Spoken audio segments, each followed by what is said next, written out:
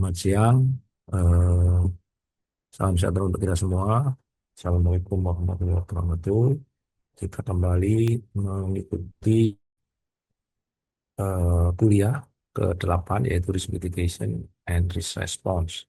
Bersama ini kuliah ke-8 FEB 983 Manajemen Risiko bersama saya Benny Wicaksono. Topik kali ini adalah Risk Mitigation and Risk Response. Ini merupakan kelanjutan dari pertemuan ketujuh di mana kita sudah membahas framework, kemudian risk analysis. Kita lanjutkan dengan risk mitigation dan risk response. Bersama saya, emailnya tadi bisa diikuti. Kali ini kita akan membahas mengenai daftar isinya pengantar dan tujuan pembelajaran, kemudian konsep risk mitigation, risk response strategi, tabel strategi dan risk mitigation plan, kemudian integrasi dari IRM dan studi kasus Equifax, serta nanti sedikit mengenai quiz ya. Kita membahas pertama tentang pengantar modul itu sendiri. Apa itu risk mitigation? Risiko diidentifikasi, sudah kita pelajari di depan, dianalisis, kemudian dievaluasi. Tahap berikutnya adalah menentukan strategi penanganan risiko atau risk mitigation.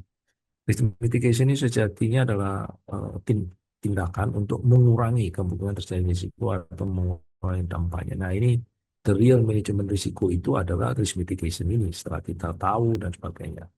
Strategi ini mencakup berbagai pendekatan meliputi 4 hal paling enggak ya. Menghindari risiko, mengurangi, mentransfer kepada pihak lain, dan menerima. Nah, gitu. 4 hal ini. Nah, di dalam 4 hal ini bisa diterjemahkan lebih lanjut, ya, bisa didetailkan lebih lanjut, bisa sampai 7 atau 8, tergantung kombinasinya. Ketika Anda misalkan menghindari risiko, nggak sepenuhnya kita hindari, kadang-kadang kita masih pagi, gitu ya. Mengurangi risiko, ya dikurangi dengan cara apa? Beda-beda ininya ya, cara approach-nya ya, kalau mau lebih detail nanti kita akan bahas kemudian.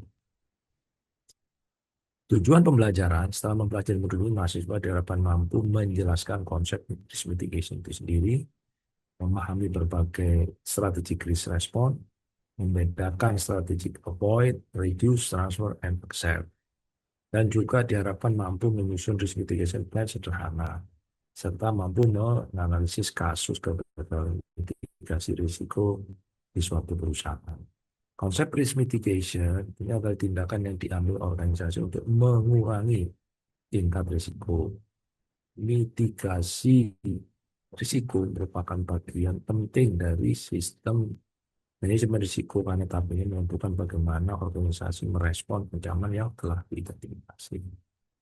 Mengurangi kemungkinan, menurunkan probabilitas terjadi risiko. Mengurangi dampak berarti meminimalkan kerugian jika terjadi risiko.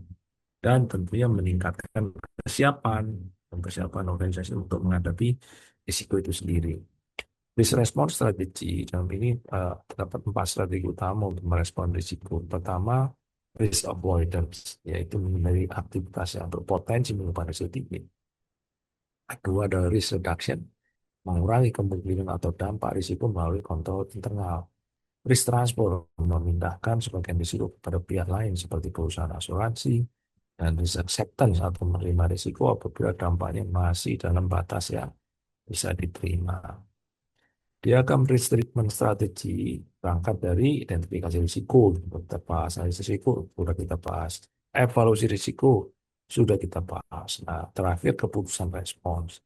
Ini yang kita bahas sekarang. Diagram menggambarkan alur pengambilan keputusan dalam menentukan strategi penanganan risiko, mulai dari identifikasi hingga pemilihan respons.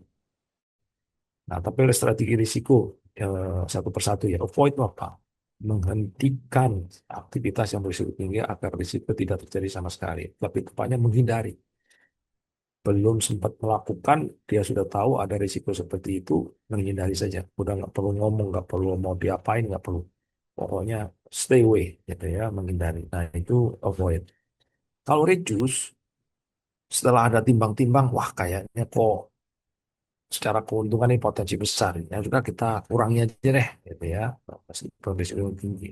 Mengurangi kemungkinan atau dampak risiko melalui pengendalian dan prosedur.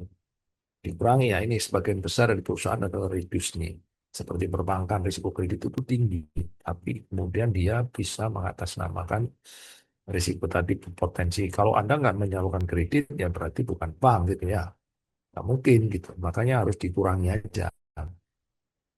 Transfer memindahkan risiko kepada pihak lain seperti asuransi atau kontrak pihak ketiga ya, kontrak lindung nilai, kontrak forward, kontrak apa namanya futures dan sebagainya, banyak sekali kontrak. Accept yaitu menerima risiko jika masih dalam batas toleransi dan biaya mitigasi terlalu tinggi. Jadi misalkan kalau Anda menghitung apa ya, misalkan eh, apa namanya, ada proses tertentu di dalam misalkan IT gitu ya, IT itu Anda harus menerima gitu, nggak ada perusahaan lain yang mampu menanggung kerugian IT sebesar itu, nggak mungkin. Ya diterima saya, caranya bagaimana ya, cybercrime risk gitu ya, itu harus dipahami dengan baik.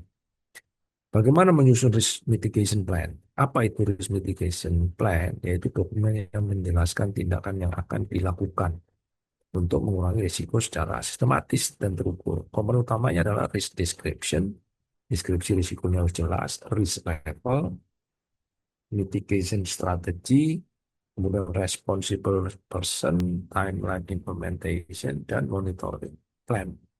Ini merupakan satu hal yang wajib disediakan untuk penyusunan risk mitigation plan. Perencanaan mitigasi suatu risiko. Risk mitigation plan. Contoh risk mitigation plan perusahaan, misalkan nih, eh, cyber attack risikonya, probability-nya medium, impact-nya besar, mitigasi strategi meningkatkan sistem keamanan IT. Nah, ini strateginya apa? Diterima, nggak bisa. Anda mau alihkan kemana? Nggak ada yang mau, karena ini sama-sama tinggi risikonya. Tapi kalau Anda nggak punya teknologi, maka Anda nggak bisa jualan, nggak bisa ngelayan customer. Jadi caranya bagaimana? Ya, meningkatkan sistem keamanan IT, audit keamanan berkala, pelatihan karyawan, dan responsible unit adalah IT security team tadi itu. Integrasi risk response dengan IRM. Jadi ketika kita udah tahu risikonya jenisnya seperti apa, kita udah analisis, ternyata yang muncul ya itu gitu risikonya ya. Jadi apa? Kita harus memiliki risk response. Jadi setelah kita ketahui semua datanya, maka kita respons. Risk response harus terintegrasi dengan sistem IAM-nya agar strategi mitigasi selaras, selaras dengan strategi organisasi secara keseluruhan. Efektivitas pengendalian itu meningkatkan efektivitas pengendalian risiko di seluruh lini organisasi. Koordinasi antar departemen, yaitu memastikan koordinasi yang baik antar departemen dalam mengelola risiko itu sendiri. Selanjutnya, kesiapan menghadapi krisis. Ini juga meningkatkan kesiapan dalam menghadapi situasi krisis. Jadi harus latihan, ya, harus aware gitu. Ini contoh kasus Equifax Cyber Breach tahun 2017. Apa itu? Yaitu Equifax mengalami kebocoran data besar-besaran yang mempengaruhi lebih dari 140 juta konsumen. Jadi menunjukkan bahwa kerentanan sistem keamanan telah diketahui sebelumnya.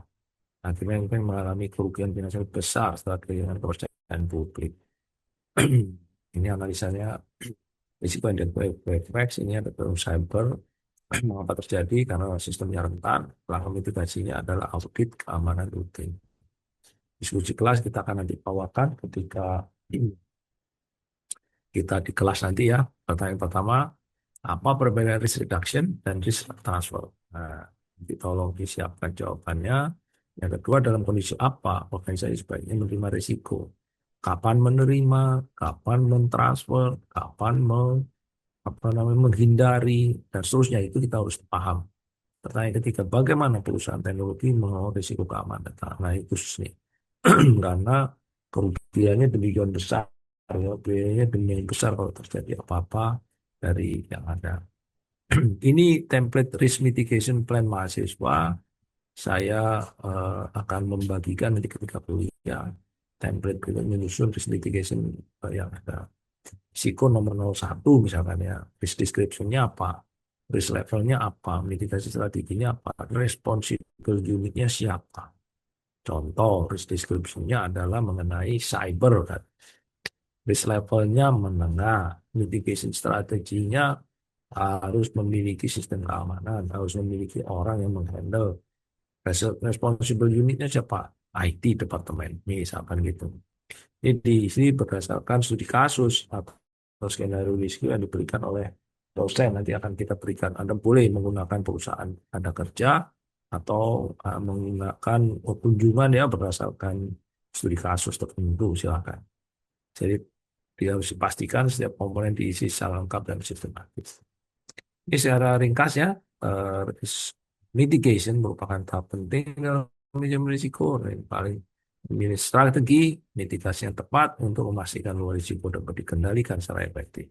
4 hal yang strategi yang biasa dilakukan. 1, avoid. Stay away. Lah, dihentikan aja. Jauh-jauh dari eh, hal itu agar tidak berisiko. Yang kedua, reduce. Kurangi kemungkinan dampaknya. Transfer apabila perlu dan accept kalau memang kita sanggup. Sebagai penutup, apa namanya, kita bisa ketemu nanti di pertemuan yang ke-9. Terima kasih. Selamat siang, salam sejahtera untuk kita semua. Assalamualaikum warahmatullahi wabarakatuh. Stop share dulu.